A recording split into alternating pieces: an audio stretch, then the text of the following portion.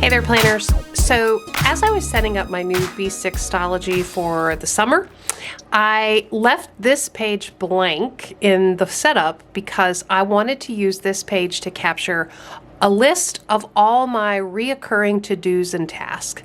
And I purposely left this blank in that setup because I wanted to do a whole video on this. I have talked about this before, and as I was flipping through my Hobonichi cousin and had a list similar to that, I got a lot of questions from you all about it. So today I'm going to be setting this up and talking through exactly how I use a reoccurring task list. So go grab your planners and let's get planning.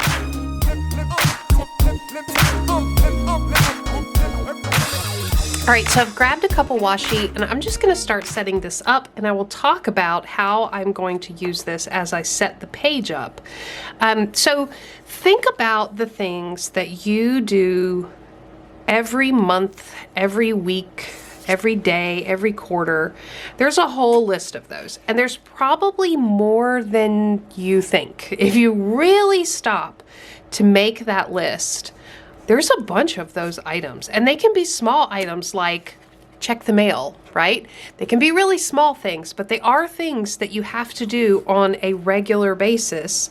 And one of the reasons why I like to get all of those out of my head and on a piece of paper is because then I don't have to remember them. Because how many times has this happened to you? You get halfway through the week and realize, oh crap, I forgot to fill in the blank. And so that drives me crazy. And so I like to have all of the tasks and to-dos that I have to do on a regular basis written down somewhere so that I don't have to remember them. And I use this list to come back to as I'm setting up my month, my week, my annual planner, quarterly, all of that. I use this list to come back to and pull as needed from that list. That way I'm not trying to hold in my head all the things I have to do. So I've laid down a little bit of washi. I'm going to grab a sticker and go ahead and make a heading for this that just says reoccurring tasks. And I'll have all the supplies I'm using listed down in the description box below. If you missed the setup of this B6stology, I'll also have that set up in linked down in the description box below. All right, so I've got that labeled, and now I want to make 3 sections for this list. I'm going to make one list of quarterly and monthly to-dos. This planner is going to last me 4 months. This is the summer planner. So May, June, July, and August is going to be the time frame for this planner. So that gets me to a quarterly time frame, a monthly time frame, a weekly, and a daily. So I'm going to actually have quarterly and monthly, weekly, and then daily task, and have those listed out here. All right, so I'm going to go ahead and section this off using this beautiful washi, Little Mermaid. This is a very summery inspired planner. So lots of summery colors, lots of summery patterns. And I'm going to use a little bit smaller sticker for this one. And this is going to be my list of monthly and quarterly.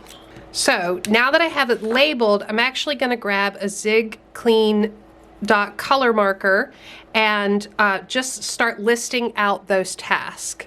All right, so I have captured monthly and quarterly tasks here. I will post a picture of this on Instagram so that you can see it more clearly and reference it, save it if you want to. When you check me out over there, make sure you follow me there. I'll have the link to Planning Annie on Instagram down below. But I actually had more tasks than I thought I would end up with here. So I've got things like, changing the air filters, printing all the monthly and weekly inserts for the month ahead, vacation planning, seasonal clothing switch out, making sure my puppy has his grooming appointments and his heartworm meds, all that stuff. I've also given myself some extra dots because I know I'm going to think of more things. Now I'm going to set up weekly and daily tasks. I'm going to divide this page into 2 columns. So let me grab some washi.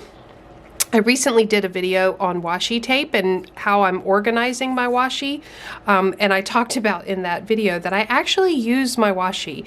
I'm not hoarding it, and you can see here an example of how I use washi decorative and functional in my planners. I just find it to be a really great tool to use. So here's a great example of how I'm using it.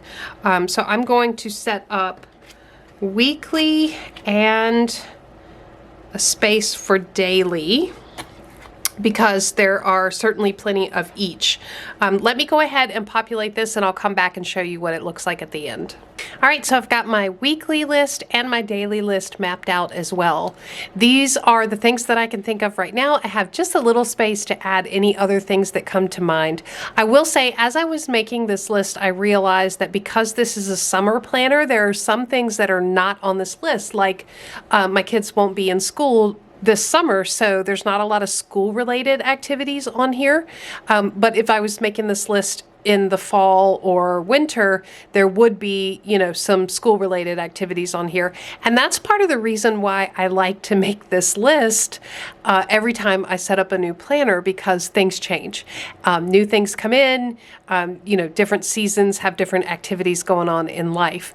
So the last thing I want to do to this page is to add a little tab to this, because again, this is a page that I will reference every day, every week, you know, every month. Every time I'm setting up my planner, I will come here and pull from this list. So I actually have an Avery tab, and I used my wonderful label maker to print out a little label that just says task, and I'm going to stick it right here on the side so that it stands out. And I used a really bright color so that, you know, no matter where I am in my planner, I can quickly flip to my task list.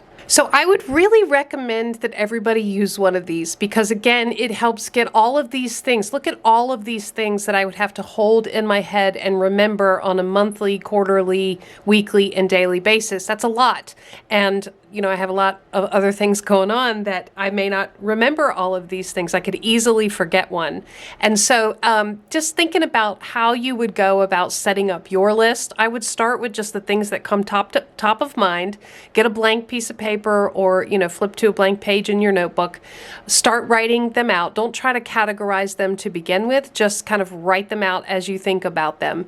And then once you have thought of everything that comes to the top of mind, another way to find these tasks is to go back through your old planners. So grab an old planner or your current planner, flip back through and look at what are the things that keep showing up every month, every quarter, every year, every week, every day.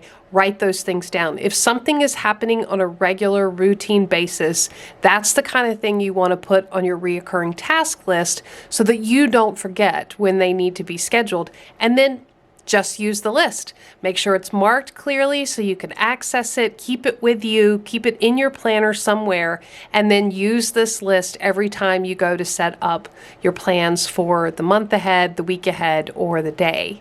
I really hope that this helps you. I hope you get inspiration from it. I would love to hear your ideas. Are you using some sort of task management system, whether it be task cards or a master list like this, you know, phone reminders, online calendars? How are you managing your recurring task? I would love to hear your ideas down in the comments below. If you enjoyed the video, give it a thumbs up to let me know. Subscribe to Planning Annie for more content like this. And as always, thanks for planning with me.